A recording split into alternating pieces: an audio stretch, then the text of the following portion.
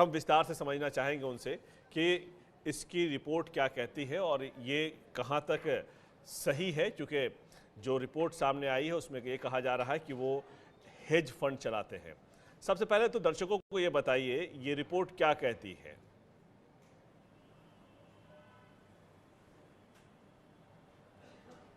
देखिए, आपने रिपोर्ट की समरी दी हुई है। हमारे रिपोर्टर कौशल श्रॉफ ने इस पे कुछ समय तक काम करके काफ़ी डिटेल से तफ्तीश के बाद ये रिपोर्ट छापी है। और ये दावा नहीं है, आप खुद जाके गूगल पे बड़ी बेसिक स्क्रूटनी करेंगे तो ये हेज फंड्स वगैरह के डिटेल सारे सामने रजिस्टर्ड होते हैं। तो ये किसी भी तरफ से हमारा दावा नहीं है, ये डॉक्यूमेंट बेस्ड बड़ी पुख्ता सबूत के साथ एक एविडेंस बेस्ड स्टोरी है, जिसमें क्लियर हो जाता है कि केमन आइलैंड से टैक्स फंड चल रहा है। वो टैक्स फंड विवेक दोवल का है, जो एक यूके सिटीजन है और एनएसए के बेटे हैं। इसमें कोई भी चीज़ दावा की चीज़ नहीं है, एक पुख्ते सबूत के साथ कही गई है। और बात इतनी है कि ऐसे टैक्स हेवन्स, ऐसे अकाउंट्स और यहाँ से जो पैसा सर्कुलेट आके भारत आता है, उसी पे स्क्रूटनी रखना और उन पे ही सवाल उठाए थे अजीत दोवल ने। तो हमारा कहना है ये है कि जिन चीज़ों पे नेशनल सिक्योरिटी एडवाइज़र ने सवाल चिन्ह उठाए थे, वो ही तरह का अकाउंट उनके बेटे विवेक दोवल केमन आइलैंड से ऑपरेट कर रहे हैं। ये अकाउंट और इसकी डेट भी डिक्लेयर्ड डॉक्यूमेंट्स में है, डीमोनेटाइजेशन के 10 दिन के बाद शुरू हुआ है। और विवेक दोवल का जो बिजनेस है वो शौर्य दोवल के बिजनेस से जुड़ा हुआ है। जो कई ऐसे लोगों के हमने नाम दिए हैं रिपोर्ट में, वो आपके सामने हैं, जो दोनों बिजनेसेस के लिए साथ साथ काम करते हैं। एक बिजनेस की एंटिटी दूसरे बिजनेस के लोगों को हायर करती है, एम्प्लॉय करती है।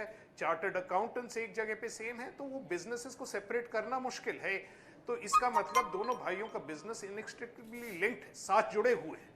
और शौर्य दोवल के बारे हम लोग ज्यादा जानते हैं विवेक दोवल के कंपैरिजन में। वो पिछले 3-4 साल में काफी पब्लिक नजर में रहे हैं। विवेकानंद फाउंडेशन चलाते हैं, शायद उत्तराखंड से उन्हें शायद पार्लियामेंट्री टिकट भी मिलने वाला है। बात ये उठती है, एक वो बीजेपी पॉलिटिशियन है और इस सरकार के कुछ हद तक सलाहकार हैं। राम माधव जैसे लोगों के साथ मिलकर national policy, national security advice भी देते हैं। सेमिनार्स होते हैं जिन पे मोदी सरकार के बड़े इंपॉर्टेंट लोग, बड़े करीबी लोग उन सेमिनार्स में पार्ट लेते हैं। और विवेकानंद फाउंडेशन के साथ सरकार के बहुत क्लोज लिंक्स हैं।